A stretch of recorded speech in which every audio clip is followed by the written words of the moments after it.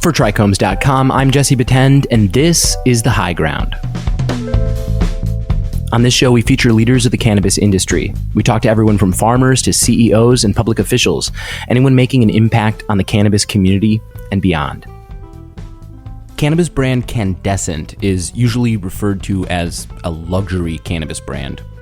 Shortly after the death of George Floyd at the hands of police officers, their CEO, Adrian Sedlin, wrote a letter to his board describing the responsibility that he felt the industry and his company shared to do something. Now the company's announced a new brand, Justice Joints, where 100% of the profit is donated to social justice initiatives. So we reached out to Canndescent CEO Adrian Sedlin to find out more. So first things first, Adrian, thank you so much for joining me. Absolutely. Pleasure to be here. I'd like to talk a little bit about what Canndescent is. I've seen it referred to as a luxury cannabis brand, but it's not the only company. So tell me a little bit about the different brands that you run. Well, the analogy for us would be sort of LVMH or Louis Vuitton. LVMH is a house of brands where there's probably 10 brands under that umbrella that you would know by name, but you didn't necessarily know LV owned them. Canndescent is similar to that, or going to grow along a similar path. We specialize in flower products as a company, flower and pre-roll based products. However, we sell those products across 3 brands, soon to be 4. Canndescent is, as you rightly noted, sort of the luxury ultra premium brand. I refer to it as our ruler brand, where we spare no expense and we charge a healthy price for that experience. Canndescent, it was probably the first luxury or ultra premium brand in the cannabis industry. We sort of opened that segment. Simultaneously, we positioned that brand around much more accessible effects-based architecture.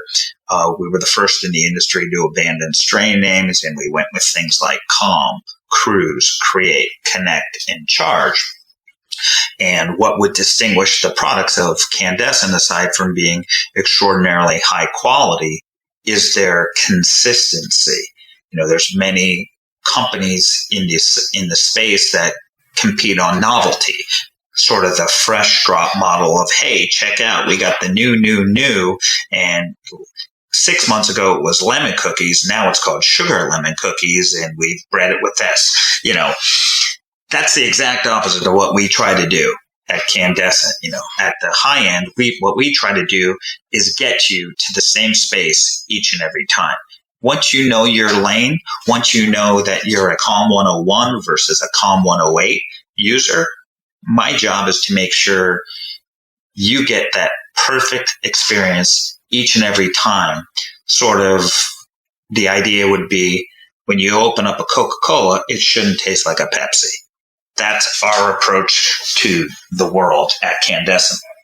Our second brand is called Good Flower, or Good Brands, where we market our products under Good Flower, Good Vapes, Good Joints. Canndescent, on the one hand, is indoor flower. Good Brands is driven off of our light depth greenhouse or full hybrid greenhouse platform. Our goals with Good Brands is we sort of compete on a purity vertical, whereas Canndescent's more that ruler innovator brand. Good Flower is much more about purity and wholesomeness and sustainability, and making sure that all the inputs resonate with someone who prioritizes the cleanest living possible in their holistic medicine. Good Flower, as a light depth brand, is more sun-grown, and what we try to execute against with Good Brands is we're trying to deliver a 7-level quality, but at a price point of a 5. Whereas Canndescent is, we charge a 9 and we're delivering a 9 or a 10. The last brand that's on shelf is called Baker's Cannabis Co. We launched that back in April. Baker's is positioned sort of as your next door neighbor and friend. We want to be there to support your daily ritual. And it's a deep value brand by price point. Our goal with Baker's is to charge you $2 and deliver a $4.5. If you will. It's the brand for the daily user who's got a ritual, whatever it is, and we just want to fit in and support that lifestyle. And those are kind of the three very separate brands that we have on market. After the police murder of George Floyd, you wrote a letter to your stakeholders, and I wanted to quote just a specific little section of it. You wrote your goal was to create a self-perpetuating economic engine for social justice, a cannabis-enabled motor to illuminate awareness and transform outcomes. And I just wanted to ask you kind of what that means to you and in practice, what that might look like. Yeah, it's pretty lofty, isn't it? I care about the written word quite a bit. So, I'll start at Canndescent. Our mission as a company, we put it on our website, is to empower consumers to turn down the noise, unlock the moment, and transform their lives with exceptional cannabis products. So, and if you go to our website, our core mission, our core values are things like excellence and gratitude. And so where am I going with this? We live those values. And another one is being bold as a core value. Our core values are super important to us. Our mission is super important to us. And as a result, it frames how we have to react and navigate the world of social events as they unfold. It doesn't mean we're going to hop on any old bandwagon just like every company might and then move on. Perfect example was we didn't see putting a black square on our website as either or on our social media as either a sufficient response or B, a Canndescent response. We didn't necessarily see it as turning down the noise or helping to unlock the moment, if you will. So, consumers can transform their lives. So as a result, we went through a very deep and internal process of thinking about what is the Canndescent response to George Floyd? What is the Canndescent response to social justice and the inequities of the world? And I'm pleased to share that while it took 10 weeks or 12 weeks to get to the right answer that over time presented itself was to, exactly as you said, build an self-sustaining economic engine that hardwires the causes we care about into our company. So what does that mean specifically? Specifically, that outcome is we're launching our fourth brand. That brand is called Justice Joints, and it is the first brand where 100% of the profits are going to the causes that we care about. I call it our 3 E's, although that's a loose placeholder. E number 1 is expungement. And really, expungement is our word we use to cover the entire gamut of release of nonviolent prisoners convicted of cannabis crimes, to helping them re-enter society, to getting their records expunged. The second pillar that will be the beneficiary of this brand is education. Over time, we want to set up educational programs at HBCUs, historically Black colleges and universities. So there's curriculum to help people of color enter the industry. The third pillar is social equity programs. So we want to look at the people who've been affected by cannabis historically. We want to help people get into the industry. And then the idea is, once people are in the industry, how can we give them a leg up through grant programs to maybe remodel their store, or to help them bring their business to market once they've gotten their social equity license. So our 100% of the profits of Justice Joints will go to those causes. To start, we're starting with the expungement pillar, but over time, as the brand grows, we'll be able to take on the other pillars of our giving. And for us, it was the right response, because what do we do?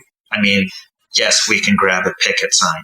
Yes, we could put a black square on our social media. But ultimately, what does my company do? What is it, the 240 Canndescent employees? What are we, some of the best of the world at? We are world-class cannabis professionals who bring great products and brands to market. So while it seems like such an obvious answer, it took a while to get there, but that's what we've done. What we're doing is we're empowering consumers and adults to turn down the noise through their purchases and support the causes that they care about. It seems to me that you are, in many ways, empowering people to kind of vote with their dollar, and to feel good consciously and ethically about the choices that they're making when they make a purchase. But when they do make a purchase, what will they be getting from Justice Joints? Can you tell me a little bit about the sort of experience that you've put into this fourth brand? So we're starting with a very simple SKU platform. Our go-to-market is a 1 gram joint. So it'll be from a price point perspective, a very accessible price point. It won't be quite as deep value as Baker's, but it will live sort of between Baker's and Good Flower from a price point perspective. But basically, consumers starting October 5th is our launch date, we'll be able to go into a store, buy a 1 gram joint, and support the cause of social justice. And there'll also be opportunities for them to buy merch and stuff like that, where 100% of the profits will be donated into charity as well. And for what it's worth, the logo, the branding on this thing is super slick. I'm super proud of what the team came up with. When you see the packaging, it kind of has and if you're familiar with the brand, a Dr. Bronner's vibe, where as opposed to, trying to promote Justice Joints everywhere, it's really social messaging is on the packaging itself. It says things like 40,000 prisoners are in, cannabis prisoners are in jail today. 81% of dispensary owners are white. It's really a billboard for the message itself, is how we approach the packaging. So I'm really excited to see this thing take off and, again, create a self-sustaining economic engine for the industry and for consumers to, vote with their dollars to cause and create change. And as a result, what I meant by hardwiring into the company is I'm not taking away from any other choices that any other company makes, but sure, could we have organized a protest to get all our employees to march down to downtown LA? Absolutely. And that would have been a worthy use of our time. But what I think the really good use of our time is, this thing is now a platform that my 240 employees, my teammates, we all get to allocate some portion of our day to this cause. And that's a sustained, self-rejuvenating effort. And we're just super excited to see our fourth child come to market. Are you planning to potentially expand the line to see other products added? Oh, of course. I mean, we'd love to see this. Again, there was a balancing act. We wanted to get in market as quickly as possible, and ultimately, the more SKUs and packaging that you offer, that matrix of products explodes pretty quickly. So we started with a very simple approach: 1 gram joints. I very much expect and imagine when we meet with some initial success, we'll broaden the SKU platform, opening up other products to dispensaries and consumers in the marketplace under Justice Joints. And again, 100% of the proceeds of anything involved with Justice Joints, I shouldn't say proceeds, I should say profits, because there will be true costs of bringing those products to market, but 100% of the profits of anything Justice Joints ever touches will be donated to those causes. So we will broaden the SKU platform, and we may even come up with ways to, one of the things that we're excited about with this brand is, this brand is sort of supposed to be of the cause and for the cause, and as a result, that will always be the guidepost or the guardrail for what's best in terms of the strategic choices for that brand. And so in this case, Canndescent, Good Brands, and Bakers, we've never licensed those brands across straight lines. In contrast, Justice Joints, if, other people in the industry want to produce Justice Joints I'm just making it up, in Massachusetts or Oklahoma or Michigan, well, we can have that conversation and then and broaden the platform beyond just the California marketplace, because consumers across the country and many of the great cannabis companies across the country might want to get involved with this platform, even though they didn't necessarily initially have the resources to pull it out of the ground themselves. So for us, I want to see this be a mission-driven brand where the priority is raising as much money for the causes to create the change in the world that we'd all like to see. Adrian Sedlin is the CEO of Canndescent. He also just launched his fourth brand, Justice Joints. Adrian, where can people find out how to access Justice Joints for themselves? Ultimately, we'll start with a handful of about 30 to 40 launch stores. We always like to get it out in the marketplace, let it digest for a second, and then our goal will be to have about 50% penetration into California dispensaries within the first 6 months of launch. Fantastic. So keep a lookout for those. Adrian, thank you so much for joining me. Thank you, and I appreciate all the time and the opportunity. You can find more cannabis industry reporting at trichomes.com, as well as more great shows like this one. If you're a member of the cannabis community and you have a story you want to share with us, reach out. You can reach the show at highground at trichomes.com. Please take a second to subscribe to the podcast and write a review. It really helps others find the show. You can also join the discussion with industry insiders and get your voice heard by joining the community at trichomes.com and following us on all social media. The show is produced by David Fortin. I'm Jesse Batend, and thank you for listening.